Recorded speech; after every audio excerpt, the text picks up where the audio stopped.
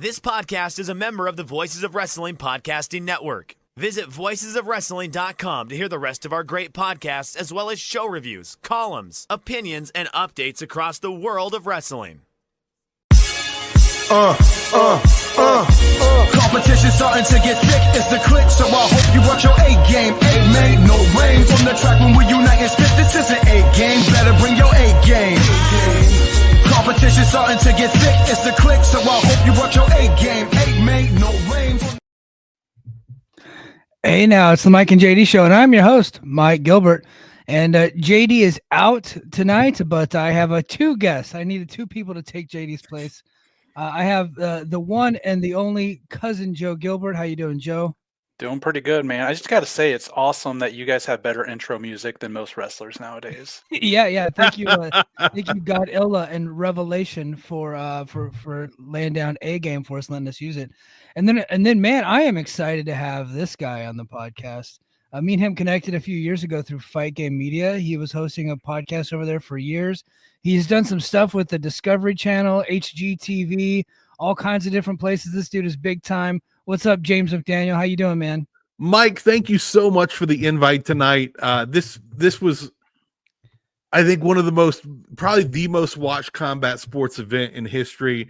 And I was really kind of sad I wasn't going to be able to talk about it anywhere because I haven't done any podcast, anything like this in the last year.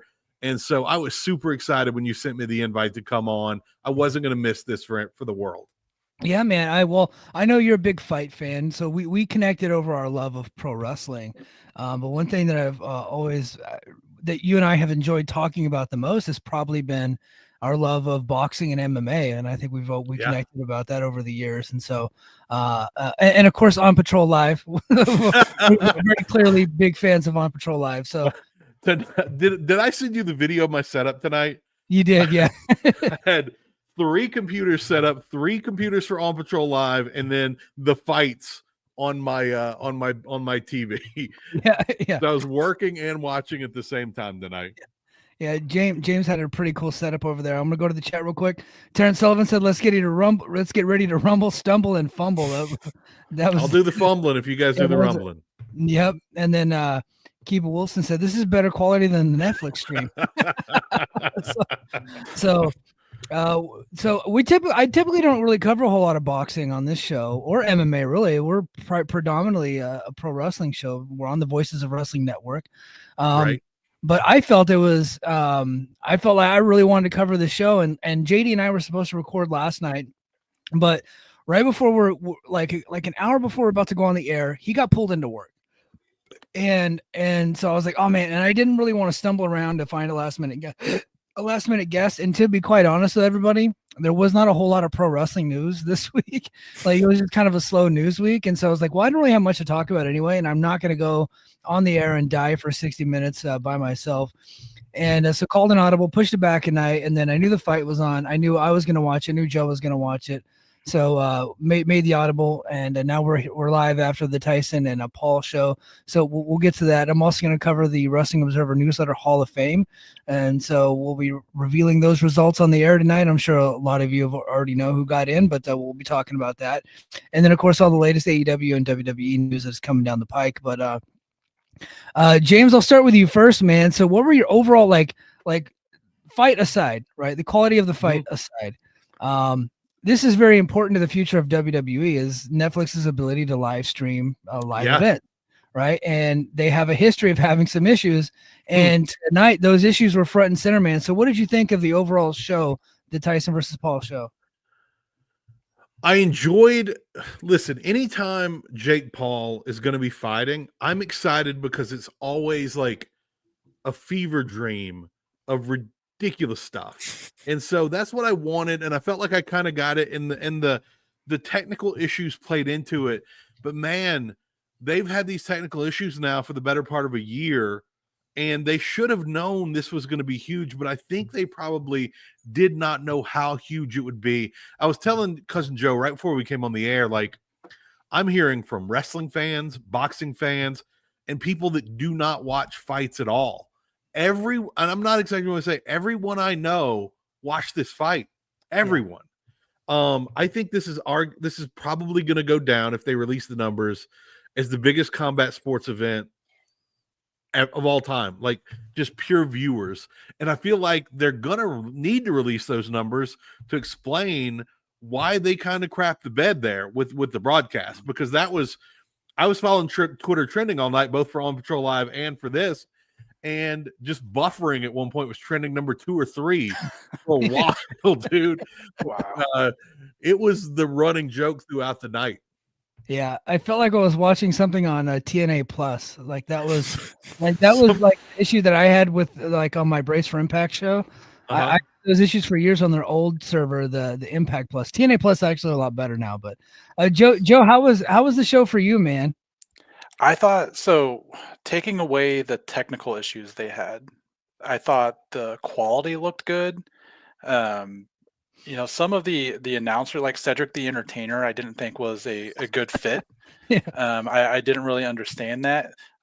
One of the, I guess, the co-CEO of MVP said that it would be the most attended women's sporting event in America. A quick Google search says that would be wrong.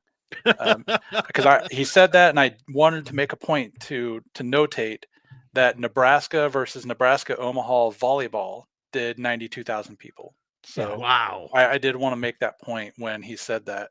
I thought the atmosphere was great. I was kind of hoping they would have the lights on at some point because I wanted to see if there was any empty areas. I've been to that stadium. That's a big ass stadium. Yeah. huge. And when there's empty spots, you can tell. And I wonder if that's why they kept the lights off the whole night. I think this number, the 72,000, I think that's a Vince McMahon worked number. There were a lot of workers in the building. Yeah. Mike said 40,000. I'm going to guess probably closer to like 55. If we get a turnstile count at some point, I think 55 would kind of be like, they did have what would be the filled area really full. Mm-hmm. The lower bowl area, I know we looked at tickets because my brother was considering going. He wanted to check his son out of school and go down to it, and eventually talked himself out of it. And a lot of the lower bowl areas did look completely sold out, but that upper bowl area is just huge, absolutely huge. So I wouldn't be surprised if that entire upper bowl area, whoever bought tickets to it, probably got moved down at some point. And probably, to fill in spots. Let's see here. It definitely works. Traffic wasn't as bad for a Cowboy game. Yeah, somebody in the chat said it wasn't as bad as going to a Cowboy game. I've been to a couple. I actually went to the Dallas and Detroit game a couple weeks ago, and you can really judge by how much traffic is there by what the audience is going to be. I was also there for WrestleMania a couple years ago. I went to night 1, the night that Cody was there, and I think there was like a legit 60,000 people there for that. I can't remember the actual number, but I think it was about 60,000 people. And I'm going to guess that this fight probably did under 60. Oh, wow. Yeah. But overall, like I said, I thought the atmosphere was good. I thought the undercard fight, what was it, Taylor and Serrano? Katie Taylor, Amanda Serrano, yeah. Yeah, I thought that fight was awesome. Two of the best in the world. Yeah, they're so great. And legitimately, like, if nothing else, I'm glad those two got a spotlight from this. Yeah. Like that was probably the big thing, getting those two a spotlight, because they deserved it. They went out there and killed it. Their first fight was maybe the best female fight I'd ever seen in any in boxing or MMA. So I was really excited to see what we'd get in this one. I had a lot of buffering issues during it, but me too. But basically what I tweeted was I didn't see enough of this fight to know if Amanda Serrano got robbed, but if Morrow says it, I'm trusting Morrow on that. I will say I saw enough of it. I saw enough of it, and she did get robbed. Apparently apparently Amanda outstruck Katie by over 100 punches. Yeah, and Katie Taylor was definitely purposely throwing headbutts. To try to, she lost a point, right? And I'm like, I wonder if the judges just said, "Fuck, I'm not taking a point. We're not gonna use that." Texas notoriously has just the absolute worst athletic commission in the country. They let years ago Margarito box with cement in his glove, for God's sake. Like, there's not the best place to get a fair call. Who was he fighting? Margarito? Who was he fighting when he had the cement? Was it Mosley? I think it was Mosley, but I think it cannot was- remember for sure. Okay, yeah, but and then he ended up. I Margarito was a great fighter, but man, He was really good. yeah, Imagine him caught with concrete. Yeah, yeah. It helps when you got loaded gloves, though, I guess. Yeah. I would imagine so. Now there's not really much to talk about with the fight, but I was very skeptical. I kind of thought this whole thing was going to be a work, to be honest with you. Like much like the Roy Jones and Mike Tyson kind of thing that they did during the pandemic, where they're very clearly like Mike Tyson was very clearly pulling his punches and making sure not to hit Roy Jones in the head. For this one though, this was a tale of Jake Paul very much could have ended this fight in the second round. Yeah, if he wanted to. He saw that Tyson was gassed, and then he was just he carried him for like the next 6 rounds. And it was honestly, it was a bit embarrassing, really. But I mean, it's Mike Tyson, so it's like, yeah, we're kind of like the whole world is gonna watch a Mike Tyson fight because he's like the most popular fighter of all time. But this was kind of a sad watch. Do you think the plan was to carry Mike to the end the whole time, or do you think it was a knee-jerk decision by Jake? Like, I respect this guy, I don't want to embarrass him, even though it did kind of result in the fact it was a little embarrassing. It would not surprise me if there was some type of gentleman's agreement that was like, it's like, hey, look, we can go full on, but like Mike's gonna gas out after 3 minutes, which is what happened. Yeah. And so don't embarrass Mike. And if you guys caught the end of it, I tried to watch a little bit of the promo afterwards. Mike challenged Logan. So if Jake would have killed Mike tonight, there'd be no Logan fight. Yeah. Man. I don't see that Logan fight happening. No, I totally agree with Joe on that. But also, Mike also had the benefit in this of having the 2-minute rounds instead of 3-minute rounds. I don't think he could have made the end with 3-minute rounds. And you heard the commentators very early talking about his legs. And just 3 or 4 weeks ago, it might have been as many as 6 weeks ago, when somebody asked him how his training was going, he said, I can't walk right now. Yeah. And so he's like, we'll see. I'm like, yeah. So for the whole thing, I've been telling people, I don't think Mike has a chance. So, like, everybody kind of has a puncher's chance. Strength's the last thing to go, but he really never had a chance in this.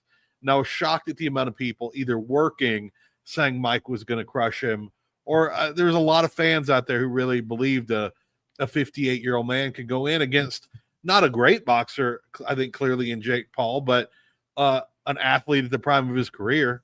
A 27-year-old who is actively boxing like 3 times a year right now. Yes. And he might not be boxing against he might not be boxing against great opponents, you know what I mean? But he's still actively training and boxing all the time. And Mike Tyson's 58 years old. And he was moving like he was 58. Now, he looked great. And God bless Texas for not testing for steroids, because that ruined the whole thing. But clearly Mike Tyson was on a little bit of that, HGH, probably some 10 cc's of Dianabol a day. Like he was jacked. First of all, Mike, how dare you? Second of all, the man is simply saying his prayers and taking his vitamins like the legendary Hulk Hogan.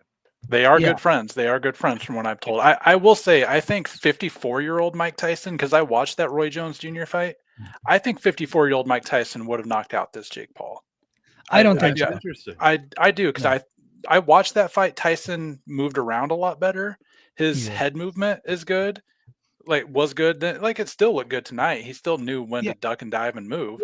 But so when Tyson was in there with Roy Jones isn't much younger. Roy Jones was a lot slower, so therefore Mike looks a lot faster. And also, like, Mike was never in any danger of being hit because they agreed to not hit each other. Yeah, right? It's not necessarily the speed. It was just the fact that after the first round, Tyson just stood in one spot and would slowly move. And that Roy Jones Jr. match, he was able to bounce around. He was able to move around. It wasn't super fast. He doesn't need to be super fast. Jake Paul also has no cardio. He's shown that in every fight that he has. He was gassed in there tonight. You could tell in the second round he was already sweating up. Yeah. I mean, he's roided out and he's got no cardio. Yeah. I think you make a really good point that he's definitely gone downhill movement wise in the last 4 years for sure. Yeah. I think Yeah, that's you could tell it, and Roy Jones was pointing it out. You could tell he in the first round he was bouncing around a little bit. He tried to have some movement. When he came out in that second round, he was flat-footed.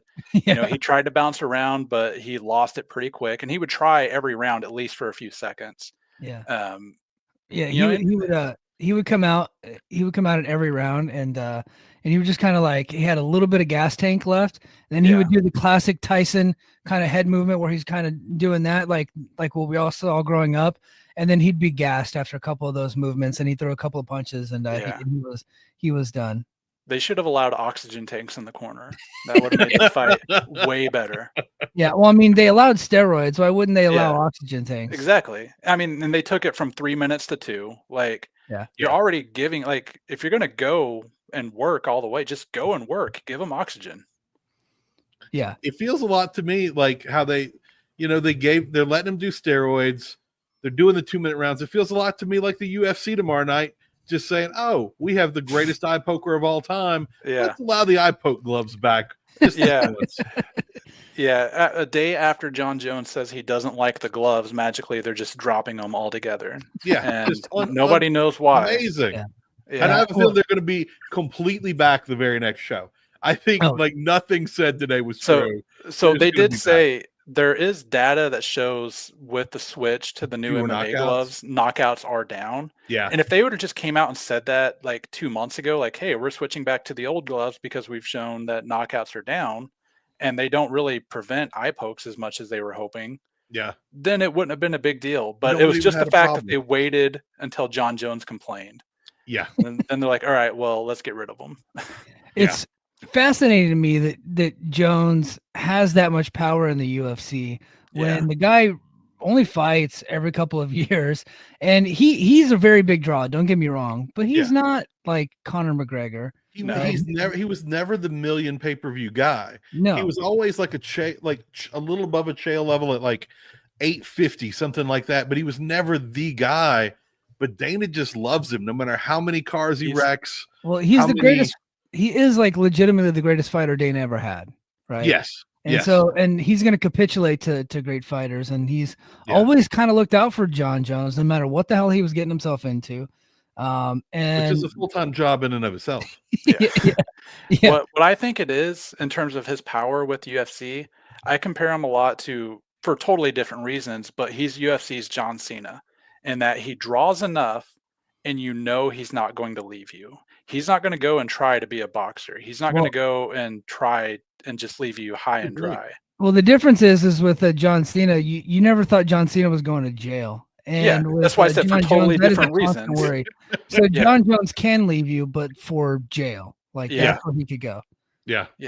I think I see a lot of similarities between the UFC now and WWE from like 2004 to when Vince left, in terms of trying to create the brand as the star as opposed to creating stars, because Dana really, I think he got spurned by McGregor becoming as big as he was and Rousey becoming as big as she was, and then leaving him, and then he had nobody else to bring the money in.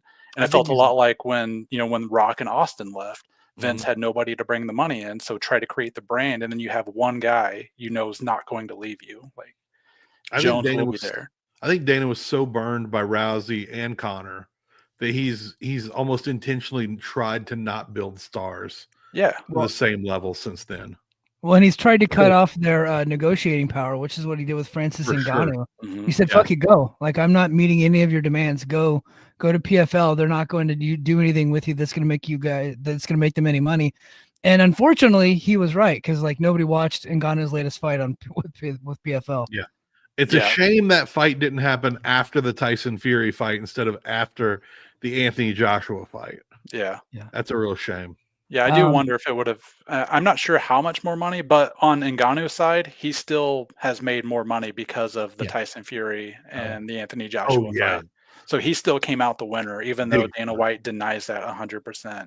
Now that Jake Paul's a heavyweight, he should fight Francis. I think I would like to see that. I would actually, and because I pirate most things, I Yeah. would pay pay-per-view money to see Jake Paul fight Francis Ngannou. You know what? Yeah. I think Take my money. Jake Paul could take him, and I think he should Yeah. put his money where his Yeah. mouth is. Yeah. Hey, Jake, you should fight Francis. He a little bitch. You Yeah. could beat him up. Come on, buddy. Yeah. Come on, you take Guys, Francis. he got knocked out by Joshua. Like, Yeah. should Come be on. easy for Jake Paul, the problem child. Oh, So give me you that know, all day. we'll put a bow on this whole Tyson thing because again, we are on the Voices of Wrestling Network, but I find this to be so fascinating. This whole thing. Like James said it best. This is probably the most watched combat sports event of all time because we're talking about a worldwide audience. I think Netflix has like over 100 million subscribers, right? I mean, I they're think Well over worldwide, I think 100 it's million. 140 million. 140 million. So Yeah. we're probably looking at upwards of who knows how many millions. I'm really anxious to see just how many people watch this whole thing. I mean, we could be looking at Oh, What? 282 million worldwide subscribers. So Yeah. they are far past And- what even I thought. so what do we think? It's 75 million? I honestly think this could hit 100 million just 100 million. because everyone I know watched this. Everyone. I mean, people that only follow me from Haunted Live on Travel Channel, HGTV people that have no connection to the combat sports world. I'm hearing from all of them tonight because they remember that I talk about fights. Well, I've been shocked. Like, Yeah. Well, and the thing is that tonight I'll hear from 15 people. I probably Yeah. heard from 50 people tonight. Well, the thing is that Tyson, he's not just a boxing celebrity. He is like a worldwide phenomenon. Yeah, He and is he's the beloved greatest right now. Yeah, he was the greatest pay-per-view draw of all time. I think eventually he was surpassed, but his name only got bigger. And then he got put into movies. He did a little bit of wrestling. He is like a cultural figure. He is, next to Muhammad Ali, one of the famous boxers of all time. And for him to come back and I gotta hand it to Netflix. The countdown show that they did for this thing was incredible. It was almost it was as good as the De La Hoya Mayweather countdown show that really kind of brought boxing back into prominence. Do you remember that, James? For their fight, because boxing had been dying for years, like because Tyson was on his way out, and these guys were lighter weight guys, and nobody really knew that it would draw any money, but that whole documentary series that they did for the fight, it changed really everything. Changed the dynamic of the sport, and next thing you know, boxing is back to being a pay-per-view juggernaut, and Floyd Mayweather became the king, right? Yeah. And Tyson was bigger than Floyd. Tyson was way bigger than Floyd. Let me ask this. Yeah. So, streaming issues, kind of a BS main event that, it wasn't a real fight.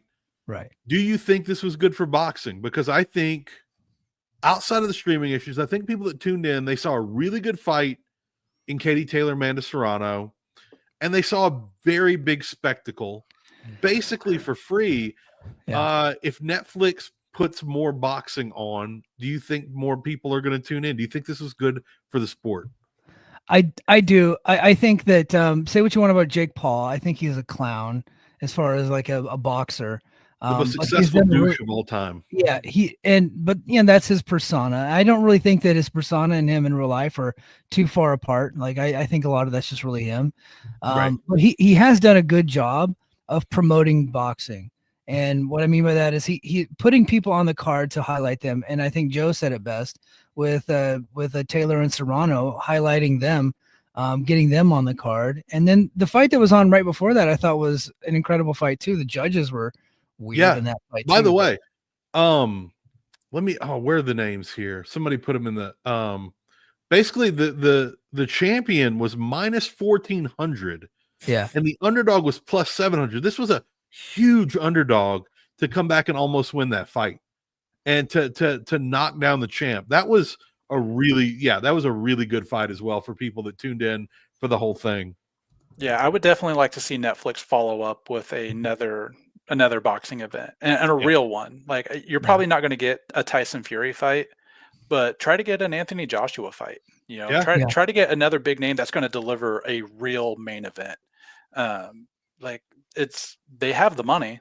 Yeah. Like if people show, they'll watch. Yeah, I think Netflix can get Canelo. Yeah. Canelo doesn't sign long-term deals. I think they could put Canelo on top. Good point. And if Jake Paul was really serious, he would fight Canelo. Canelo would kill him. Canelo would murder him. Like Oh, that would man. be like boom Let's boom just have Mancini. Jake Like Paul. that's what would happen. But Let's just have Jake Paul run a gauntlet and just keep fighting bigger and bigger opponents until he eventually gets to Canelo and Ngannou. Like, See, now you've just taken me back to the WCW days when they had people run the gauntlet and have to fight like 6 guys or whatever. everybody loves a good gauntlet. Just threw me back. Yeah. yeah. But I go ahead, James. Oh, I was just saying that Bobby the Brain Heenan said that in the post-fight press conference or the post-fight interview, Jake Paul said 120 million people were watching. Of course, there's probably some hyperbole to that, but I bet it's minimum 75. Which your guess? I would put the over under at 75. That's what I would do. Yeah. And anything that Jake Paul says, you have to discount about 80% of what he says. And you're pretty well close to the truth at that point. Mm-hmm. He is very much a promoter. He's mostly full of shit. Transferring Heat makes a good point here. Saudi can make it happen. So Saudi can get anything done, I think. And so if Saudi's willing to pony up a bunch of money and Netflix is willing to pony up a bunch of money, I think you can make any fight in the world that you want. It doesn't matter who it is. Do Fury Usyk 2 on Netflix. Yeah. If Saudi wants people to watch it, that would be the way to do it. Yeah. They could do like here's the challenge though, is I don't want them to raise the prices. Because I'm already spending like $17 a month on this fucking Netflix because my kid needs Gabby's Dollhouse and now I've started to watch a bunch of the content on there. Dude, I just watched the Elvis documentary, the latest one. It is insane, really good. Really good. Okay. Then there's a George Knapp documentary on here called Investigation Alien. Tremendous. Everybody should go check that out. I didn't know there was a George Knapp doc. Dude, it's a 6-parter, bro. You got to check that out. Oh my god. Yeah. I'm all in on that, man. Yeah, you're a George Knapp guy. I'm surprised you didn't know that already. I've been work's killing me, man. Work's killing me. I feel you there. All right. I know a lot. Let me get to the chat real quick, and then we're gonna head to we're gonna talk about the Wrestling Observer Newsletter Hall of Fame. So Drew 101 says, I imagine they papered the number, but the crowd size looks similar to Errol Spence fights that have drawn about 45 to 50,000. That was what I was thinking it would be. But again, Joe said, they didn't really turn on the lights, and I think that there's a reason for that. Transferring Heat turnstile count for WrestleMania 32 was 80,709 according to Thurston. So I wonder if somebody actually goes to get the turnstile count on here. Let's see. Dobby agrees with Joe. Get the fuck out of here, Dobby. Don't agree with Joe. Says, Tyson looks so much better against Jones Jr. Was much more mobile. Yeah, well, but Tyson also almost died on a plane this year. So, so a lot's happened in 4 years, and a lot of drugs have been taken. Big 4 years. Yeah. But Keith Wilson said they had a massive influx of subs, like they need it, right? Yeah. But this was huge. I think that this was huge for Netflix, and I think the NFL on Christmas is going to be like really big too. And they got, I think, 2 games, right? They have 2 Christmas Day games, that are exclusive to Netflix, which is they can't mess that up. Like NFL, you cannot mess it up. Yeah, if they have the buffering issues, Netflix might burn that night. Like, football fans don't enjoy much in life, but they have their football. So, Joe, Christmas Day, it's got to be perfect. Joe, did you steal this one, or were you just like watching legit on Netflix? Oh no, I stole it. Okay, how was your stolen feed? Your stolen feed? Yeah, didn't buffer a single time. I didn't know. I didn't know people were having issues until Rocky called me and he's like, "Hey, are you watching the fight?" I was like, "Yeah." He's like, "Is your Netflix buffering?" I was like, "What are you talking about? I don't pay for Netflix." Like, I was watching the Netflix feed and it kept buffering, and I was like, "This reminds me of all the UFCs that I've stolen." With the buffering issues, but somebody told me, somebody DM'd me. This feels like watching watching the Pacquiao fights on Periscope back in the day. It felt like watching wrestling pay-per-view on the scrambled channel on cable, or like when you're trying to watch some Skinamax, like waiting for a titty to fly across the screen. Like that's kind of what it reminded me of. Yeah, but hey, and we kind of got that with Mike Tyson's bare ass. We did get Mike Tyson's bare ass. Dude, that was the funniest shit I've ever seen in my life. Like unbuffered just in time for that.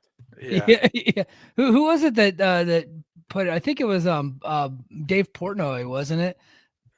Let me look up. Portnoy had some great tweets tonight, man. Yeah, he's really funny. I don't care what anybody says about him. He makes me laugh. But let's see. He had the really good one of the Tyson's ass.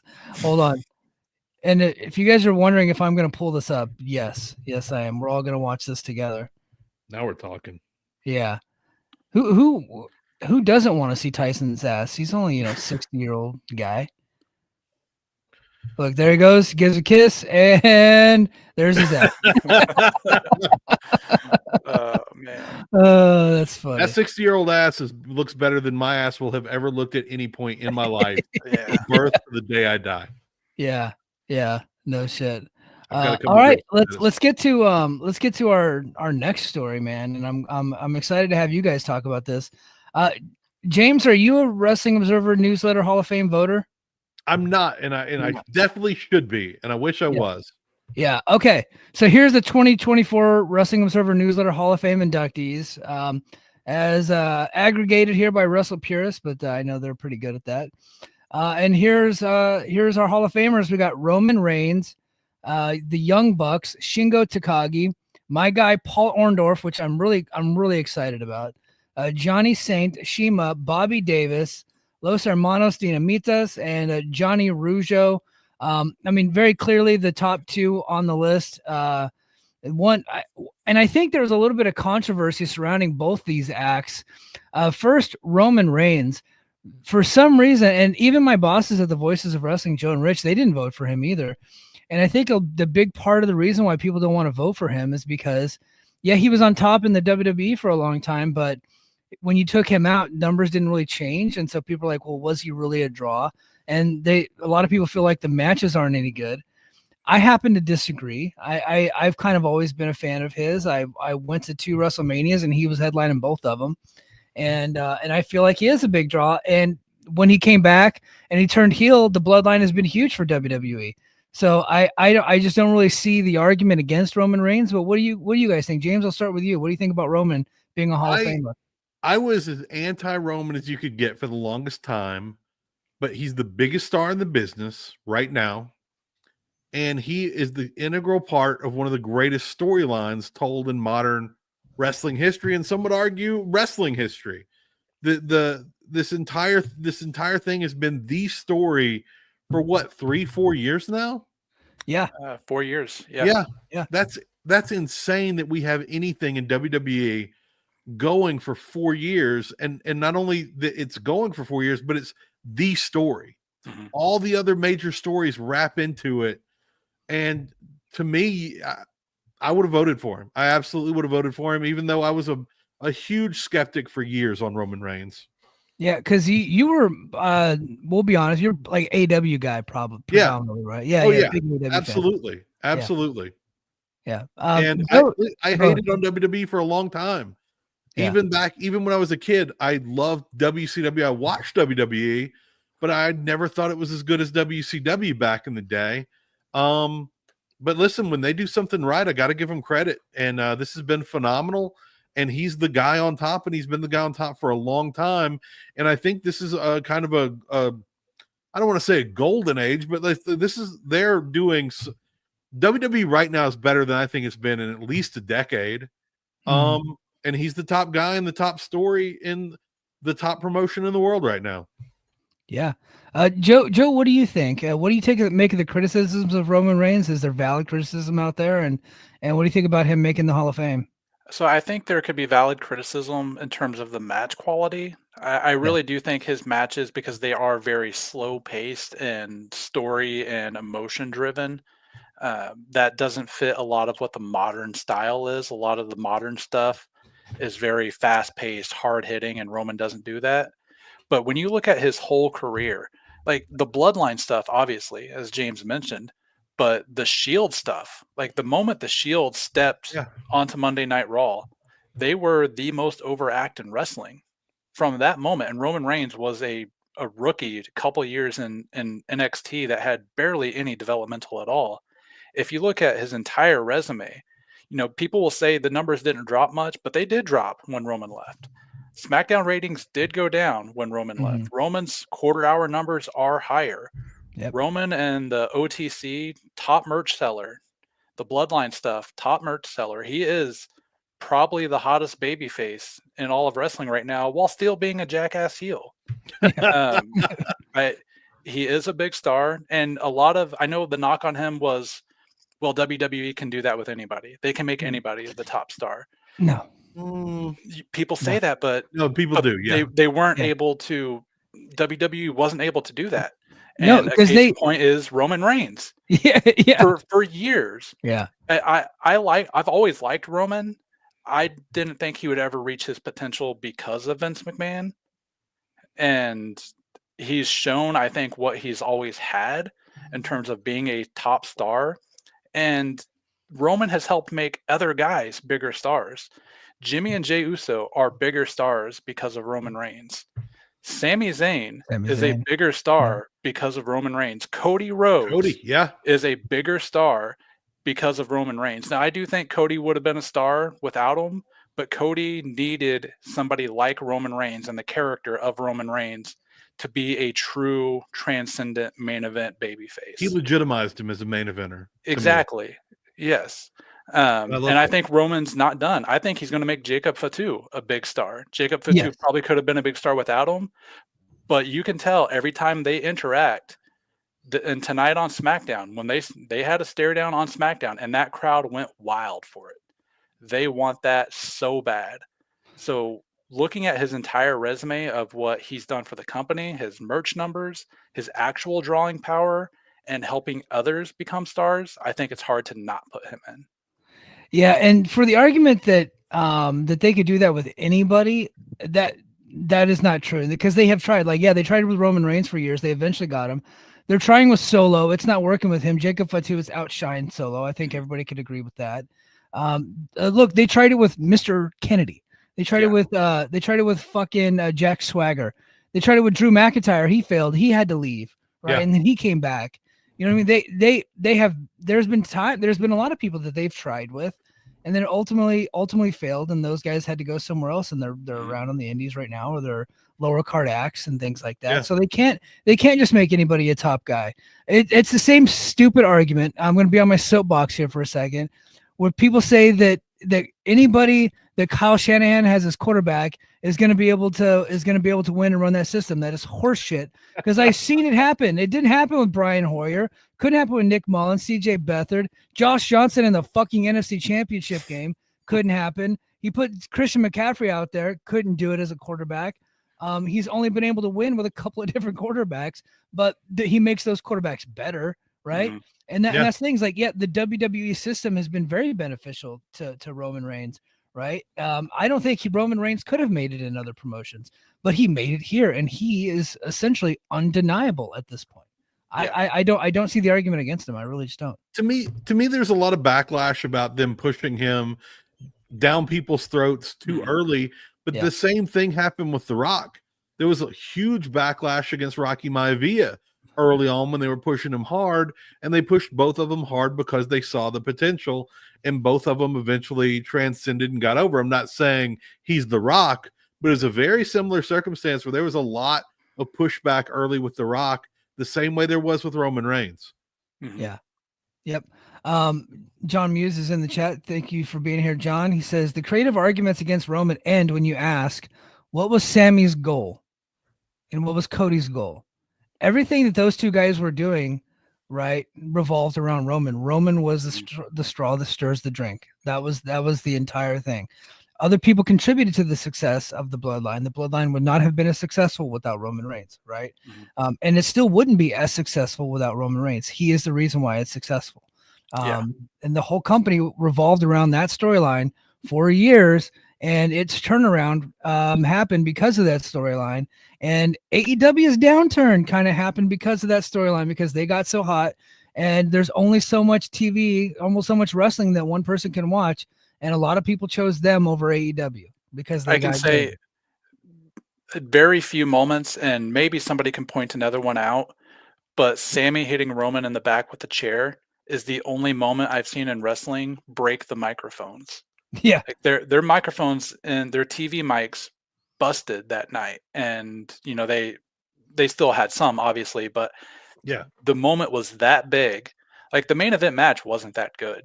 A lot of people probably would tell you it was a pretty average to boring match. Yeah. I think Dave, even in the Observer, called it a 3-star match with a 5-star 5-star angle. That's a great way to put it.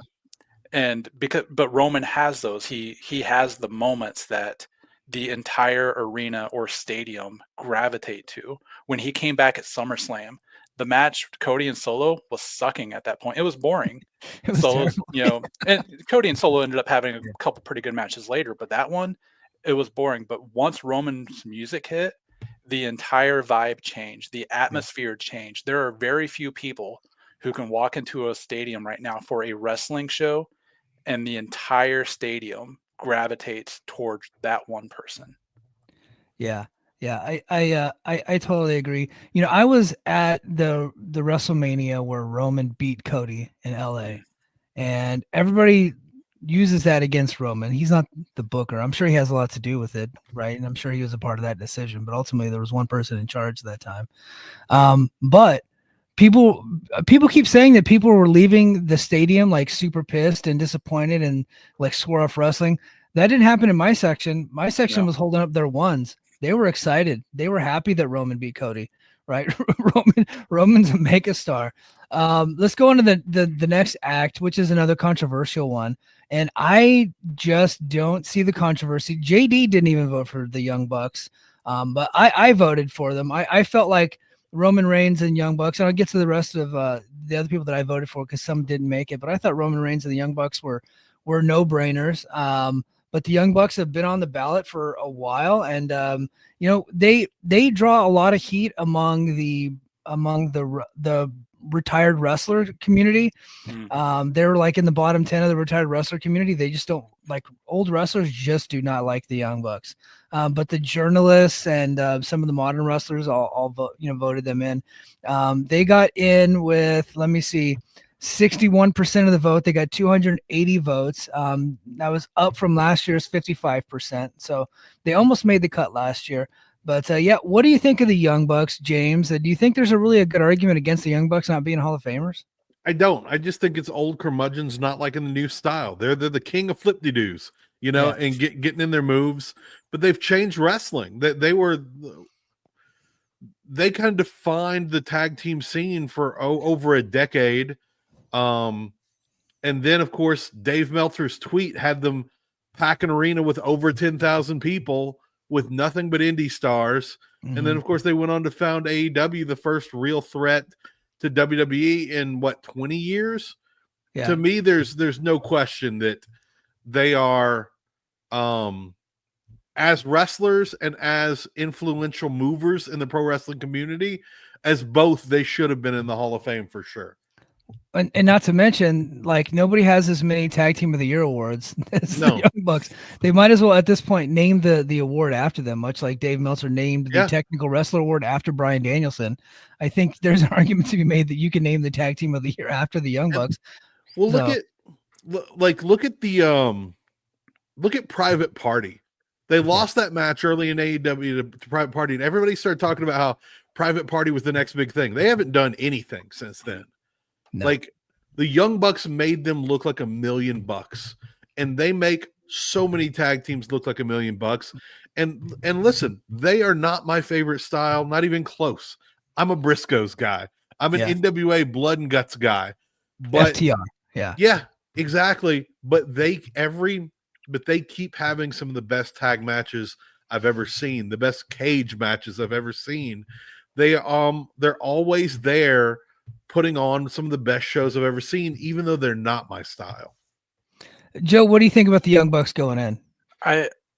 I think the big thing with them is what they did outside of the bell-to-bell stuff. I'm hard on the Young Bucks a lot. There's a lot of their wrestling matches I don't like because I do feel it's very copy and paste of the same matches they were having in PWG.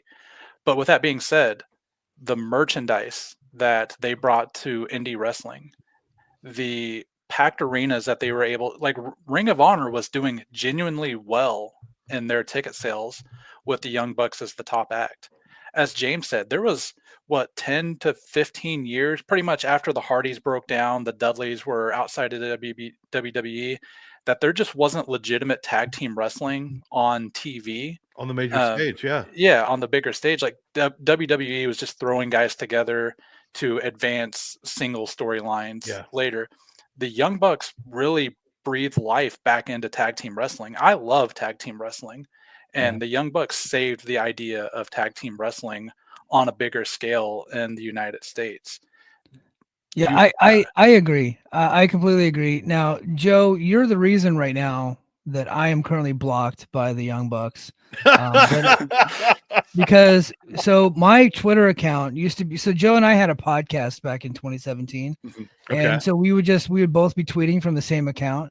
And then and he just was talking mad shit to the Young Bucks on him. What the fuck? And then they blocked me.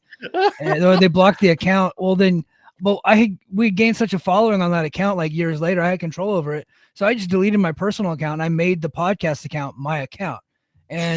But because of that, I'm blocked by CM Punk and the Young Bucks. I remember the exact tweet that got me blocked by CM Punk also. I just want to say ESPN put out a list of pro wrestlers who turned to be professional UFC fighters, and they had CM Punk on the list, and he hadn't fought in the UFC yet. And I just retweeted it, and I said, can you really call Punk a UFC fighter? He hasn't fought yet. And he didn't fight for another year after that. That tweet got me blocked by CM Punk. Well, even in 2024, can we really say he's ever fought in the UFC technically? You know what? I thought that it was the time. I can't remember if it was you or me, but it was CM Punk was about to face. He was announced for a fight. They didn't know who his opponent was, and it says his opponent was TBD, and it said CM Punk's scheduled to face TBD. TBD currently favored, and I thought that was the tweet. I thought that was the tweet, but either way, it was good. Yeah, CM Punk. Yeah, going back to the Young Bucks, just what they've done for pro wrestling in general. Like I said, the merchandise, bringing merchandise to the indies and making the indies a legitimate chance for people to make money, I really don't think happens. Like the Young Bucks and Matt Cardona really getting onto social media and breathing life into social media, merchandise that way, I really think makes them deserving on that alone. Even if you like objectively, again, I don't like their style all the time, but they still have great matches all the time. You know, looking at it from an objective point of view, the Young Bucks versus Kenny Omega and Adam Page, probably one of the greatest tag matches of all time. I mean, top three. That one match of the year, and for a tag team match to win match of the year, that's pretty rare. The first FTR match they had is the only time, actually one of two times, I actually paid money to watch an AEW pay-per-view event, because I wanted to watch FTR, who was my favorite tag team at the time, wrestle who everybody else said was the best tag team in the world, and I wanted to make sure it didn't buffer. It was on pay-per-view. I paid $45 for it, or however much it was. That doesn't happen with any other tag team, but the Young Bucks made stuff like that happen. Yeah, I totally agree. There are arguments out there. I think that one of the arguments that JD had, and I think Transferring Heat brought it up here. Let's see. No, hold on, not that one. Oh, on a national stage, the Young Bucks, no bueno. They run off viewers. Go look at their quarter hours, but I'm a hater. So that there is some truth to that. Mm-hmm. So since they've been in AEW, they have not been the top draw in the company, and in fact, their quarter hours have gone down at certain times. They have not been a top act. They've only main evented, I think, one pay-per-view, and that was the Sting one. Turned out to be a fucking monster, right? Of a pay-per-view, and like not only at the box office, but at the pay-per-view. And of course, it was a 5-star match and Sting's final match. I think they deserve the Hall of Fame just for that. But there is that. So there is truth to that. They have not been big draws for AEW since AEW's come on, because other people have just surpassed them. This latest run that they're on with the Okada stuff and then doing the pile driver to Tony Khan has flopped majorly, and their latest run as heels has been a big flop, and I think people are holding that against them. And you know, they had the CM Punk stuff, which I don't think should factor into anything. But the one argument that I think I hear a lot of the old time wrestlers say is that they not only, it's not that they just have their style that I don't like, it's that their style has permeated into other people. They have been influential in that aspect, to where a lot of people are now copying the Young Bucks. You have a bunch of Young Bucks clones out there doing more matches that I don't like. And that's kind of the argument from the old head wrestlers, but their argument doesn't matter anymore, because the Young Bucks are in. They crossed the threshold, so the protest votes are out. The next guy I want to talk about, so Shingo, I think we all can agree, we love Shingo. People are wondering like why Shingo would get in and not Cody Rhodes. Well, you guys got to understand, and Shima too. So the way that it's broke down in different categories, and you have to get 70 or 60% of your category. So the Japanese category this year, I think, was kind of weak. That doesn't mean that Shima and Shingo don't deserve to go in. I'm not saying that, but that's why you're seeing them go in and not Cody Rhodes and not CM Punk and people like that. But Shingo, I think, is tremendous. But Paul Orndorff was a great addition. I'm glad that he made it in. He had been on and off the ballot for years, and so JD and I really pushed hard for him to go in. I know John Muse is a big fan of his. I know a lot of other people that I really respect. We're pushing for Paul Orndorff. A lot of people just when they think of Paul Orndorff, they think of his WWF run in the 80s, but they're missing out on his Memphis run, his Florida run, his Mid-Atlantic run, and his Georgia Championship Wrestling run, his Mid-South run, where he was a main eventer in all of those territories. Yeah, doing tremendous business everywhere. So I'm really glad that Paul went in. Yeah, absolutely. And I don't know if you've seen, but Paul Orndorff's son actually retweeted and was very thankful and grateful that, you know, Paul Orndorff got in. So, because there are some people who say, well, this Hall of Fame doesn't really mean anything. Why does it matter? To Paul Orndorff's son, it clearly mattered. It was clearly an honor to him that his dad was honored. So I think that's really cool, and it was nice to see that today. Yeah. There's so many guys from his era who aren't appreciated because they're remembered for their WWE years. For instance, the Junkyard Dog wasn't the same guy that he was in Mid-South. A lot of these guys weren't the same guys they were in the territory days. Yeah, I mean, even Dusty Rhodes might be one of the bigger ones. Yeah, in terms of that you know, a lot of people just remember the polka dots. And the dancing, and may not know, if you only knew him from WWF, like Dusty Rhodes was a really big deal. And so yeah, I could absolutely see that. Yeah. Speaking of Junkyard Dog, man, he didn't get it in this year, but I'm hoping he does next year. And then the last guy I want to talk about is Bobby Davis. I don't know if you guys are familiar with Bobby Davis, but he was the manager for Nature Boy Buddy Rogers, and he was the kind of the prototype for managers going forward. He was a big draw as a manager, so tons of big houses managing Buddy Rogers all over the country while he was the NWA champion. So I was really proud that I voted for him, because he made it by one vote this year. And I'm going to go ahead and take credit for that one, because this is my first year voting. So if anybody wants to give anybody credit for Bobby Davis going in, obviously give Bobby Davis credit. Give Ethan Tyler credit, who did a really great job promoting Bobby and pushing his case forward online. But mostly give me credit, because I get to vote now, and he made it by one vote. that one vote mattered. Yeah. Yeah. You guys know anything about Bobby Davis, or should I just move on? Only what I've heard. I believe you, I think you and JD did a show talking about the Hall of Fame, and you did a pretty good breakdown of him, but only from what I've heard from you. James, you're muted, buddy.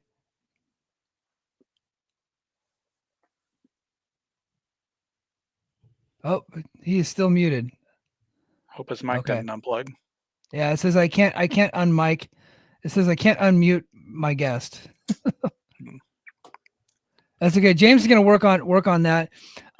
So I do want to talk about Cody Rhodes and CM Punk not making it. I don't quite understand that one. So the modern US category was a really tough one. It was super stacked and super loaded. And so that's why they didn't go in. Because there was so many people that you could have voted for in that category. I think they were canceling each other out. Yeah. But I'll go to the stats here. So CM Punk was he got 238 votes. He's at 52%. So you need to get 60. I think he's going to go in next year. Yeah. I think he gets it. Now, Cody Rhodes, on the other hand, was down to 48.1. I think it's going to be tough sledding for him going forward. Now, was this Cody's debut on the ballot? Yeah, this is Cody's first ballot. And James, you're good. You can chime in here. This is Cody's first ballot. What do you think about Cody Rhodes and CM Punk not making it this year, James? I can see. First of all, I am also a big CM Punk hater, but I would have voted for CM Punk. I think he's been a major deal in two separate eras right now. I can see holding off on Cody Rhodes for a little while.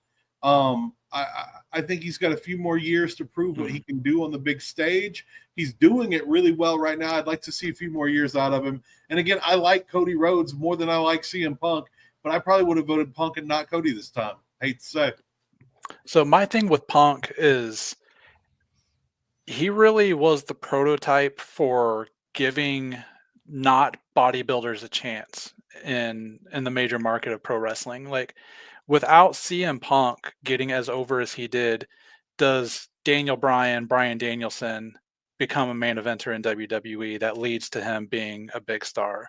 Does Seth Rollins happen? So like CM Punk really was a catalyst for that. Also, again, really big before WWE, big in terms of the size of what he could be with Ring of Honor, big in WWE. Look at the numbers for AEW when Punk gets there compared to after Punk leaves. Yeah. That's, I think, is something else that should be in his favor. I do think a lot of people probably hold the way he left AEW against him, just as like a little personal grudge. But, it is what it is. It happened and it's done. Him back in WWE, again, the numbers show when he's there, things are better. I think he should get in. If I had a vote, I would have voted for him this year.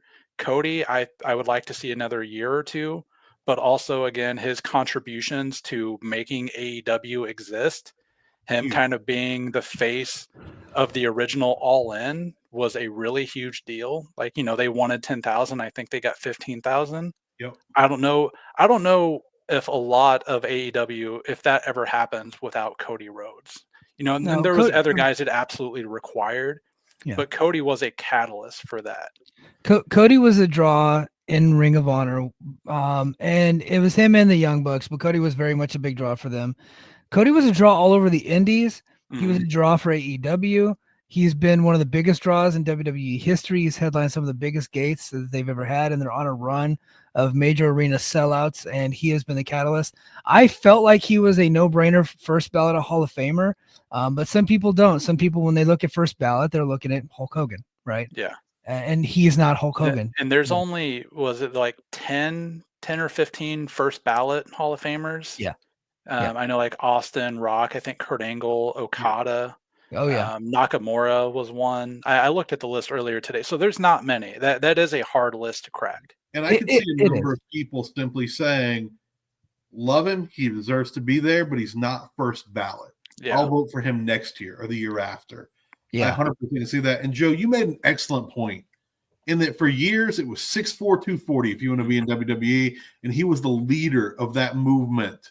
He was the guy that changed the game to allow non-6'4", 240 guys to make it in. And that's changed wrestling in such a massive way, all of pro wrestling, that it really can't be understated. I'm really glad you brought that up. I wasn't even thinking about that. Yeah. I totally agree. So we only got a couple stories left. We're coming up on our 60 minutes. I thank you to Joe and for James for being here. They've actually, we've been here for almost 60 minutes, but they've been in the green room for a little while. I had to take care of my son for a little bit.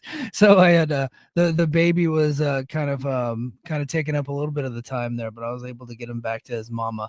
But Last couple of stories here. I want to get your guys' take on this. Speedball Mike Bailey has left TNA.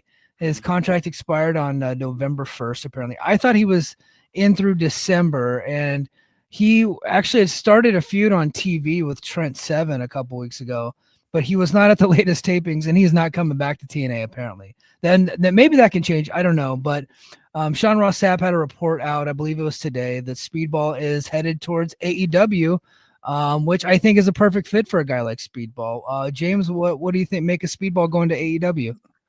I'm really excited about it. I think AEW needs some interesting fresh blood, and Speedball Mike Bailey is one of the best out there on the indies and in TNA.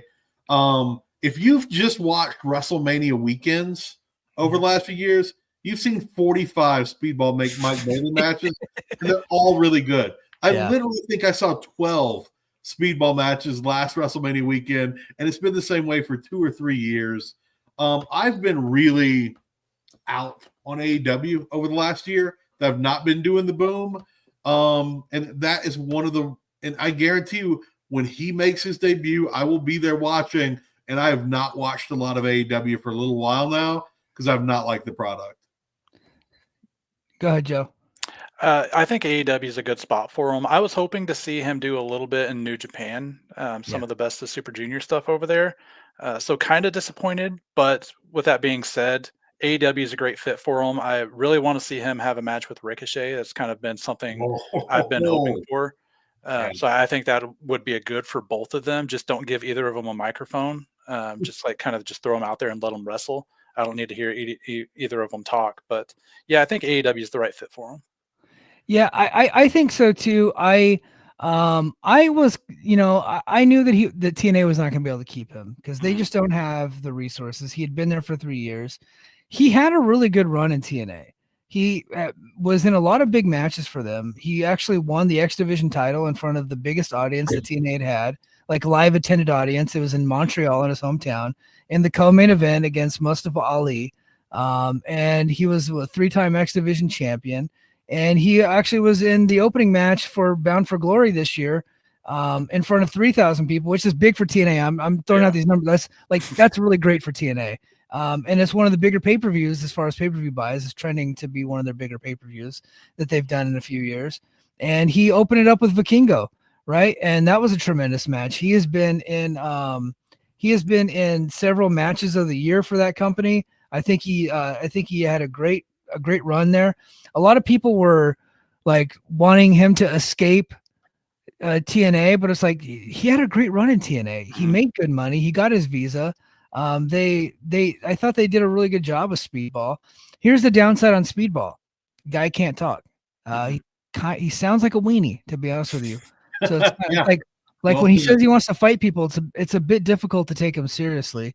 But if you want him to get into the ring with some of the best wrestlers in the world and kick out of some shit, and do some cool moves, do some flippy stuff, do some cool kicks, like he's your guy. Like he's one of the best I've ever seen. Like the guy is incredible.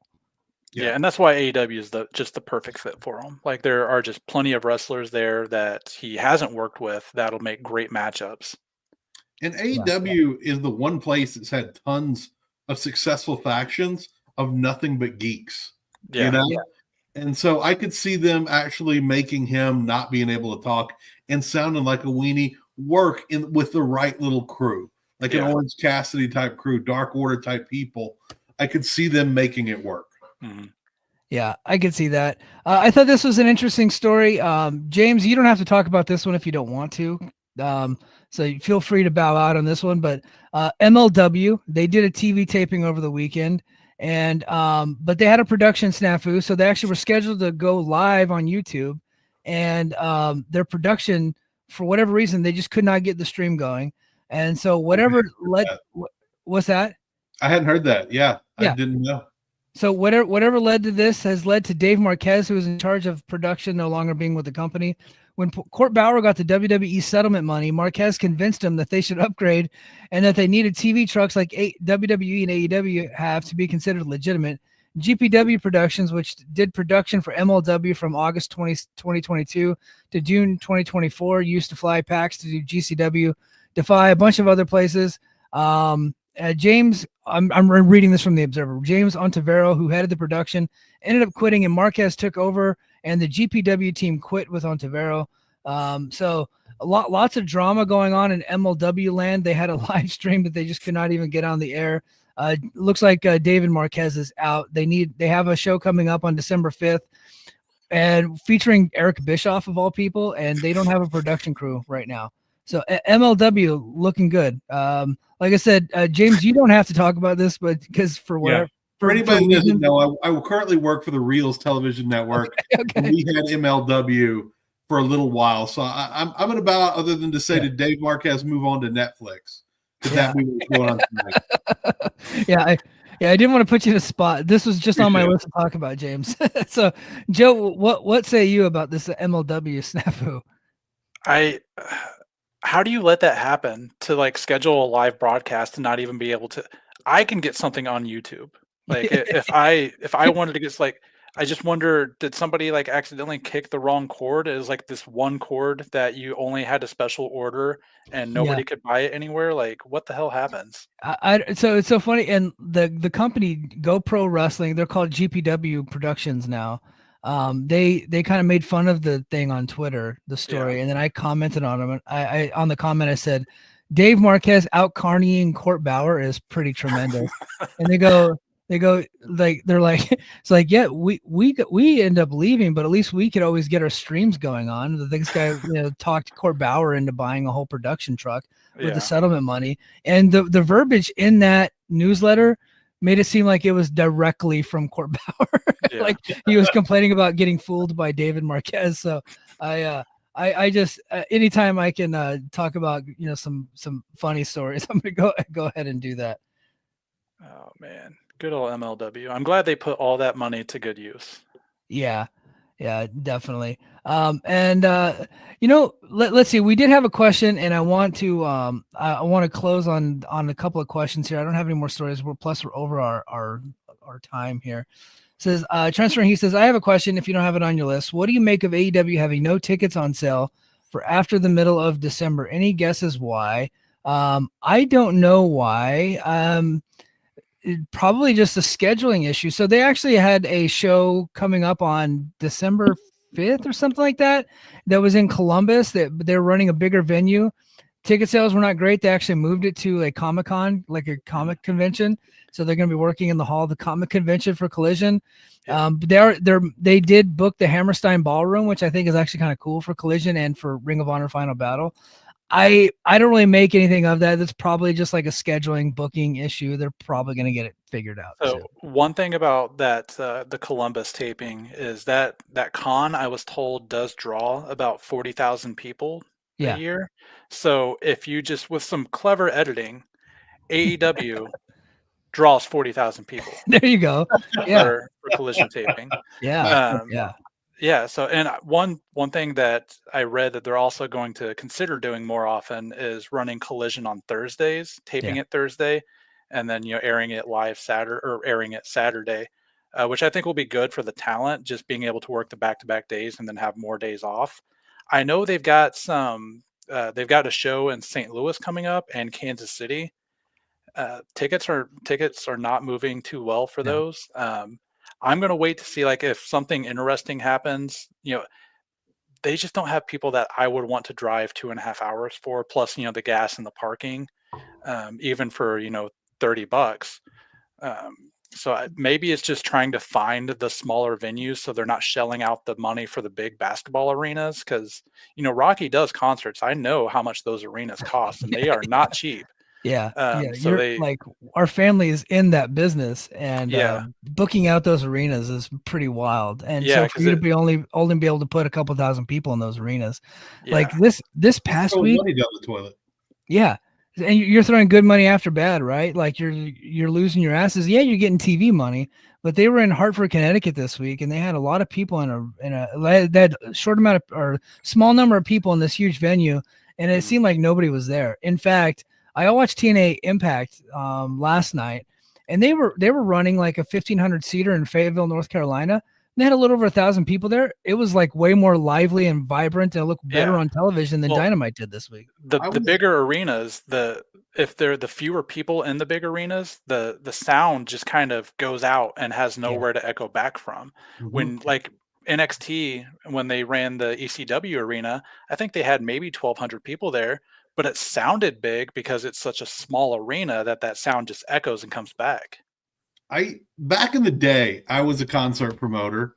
I mean, small time. We do 5,000 seat shows, that sort of thing, and sell out. But the death knell of any promoter is to not fill a place. You would rather have more people that couldn't get in than to have hundreds or thousands of seats empty, because like you said, it completely kills the vibe. It makes it what could be a financially successful show look like a failure of a show. You know, and if they're still trying to do giant arenas with only a couple thousand people showing up, it looks bad. It kills the vibe in for the fans. It kills the vibe for the wrestlers in the ring, and you look like a failure. Yeah, like it's on every level. It's a bad idea. Yeah, it is. I think that they should, for their TV shows, make the pivot to the smaller venues. I'm not talking like they don't have to go to like Memphis TV studio, but like get less than 5,000 seaters. I would say would be right up their alley. Like I'm not saying be like TNA, but be like TNA. Like they're not playing these huge venues that they can't put people in. Now they do have a pay-per-view coming up, TNA Genesis, in January. They're trying to do the Curtis Culwell Center, which is a 7,000 seat arena. And Final Battle was there last year, and they only did 1,800 people, and you could tell. So that's gonna like. I think AEW's on Dynamite's there where they've gotten 5,000, but then there recently where they're like below 3 on some of those venues there or events there. New Japan was there and only did 1,000, so TNA is kind of really like they're taking a big swing for their pay-per-view in January, so that'll be interesting to see how it plays out. But we'll talk more TNA tomorrow morning on Brace for Impact right here on the Mike and JD Show. Head to patreon.com/the Mike and JD Show. And if you're watching this on YouTube, hit the like button. Make sure you're a subscriber and comment on this video. I would greatly appreciate it. James knows all about the algorithms, and that's what we do here. We got to trick the algorithm into liking us. That way it draws more people in. But James, man, I really appreciate you being here. Your big return to podcasting. Where can everybody find you on socials, man? Follow me everywhere on social media at Peppermint Fatty. That's with an F. Because I'm, of course, red, white, and round, other than Snapchat. Ladies, slide into my Snap at X Peppermint Fatty X, because somebody stole Peppermint Fatty out from under me, and I will have my revenge on them one day. Those imposters. Hey, do me a favor. Tell Dan Abrams I'm a big fan. I like his show on News Nation too, and we're Dan Abrams fans here in the Gilbert household here in Hawaii. I will let you know. Yeah. Cousin Joe, thanks for being here. Podcast Express reunion from circa 2017.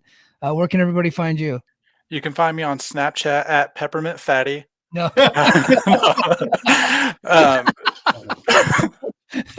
We found the culprit.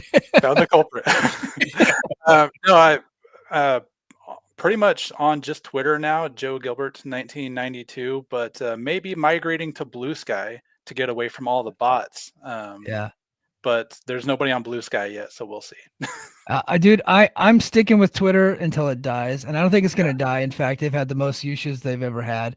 But yeah, the bots are insane right now. I can't post anything without some pretend prostitute liking it. I'm just like, it's a nice little ego boost, though, like having 5 people. You're like, oh, like these good-looking women like my post. Like, it doesn't matter if they're real or not. Yeah, I had one follow me and unfollow me like 17 times the other day. I just had to block them. It's getting ridiculous. Trying to trick you into the follow. Yeah. But all right, guys, that is going to do it for us this week on the Mike and JD Show. JD will be back next week. That's going to do it for us. And until next time, mahalo. Competition starting to get thick. It's the click, so I hope you watch your A game. A made no rain from the track.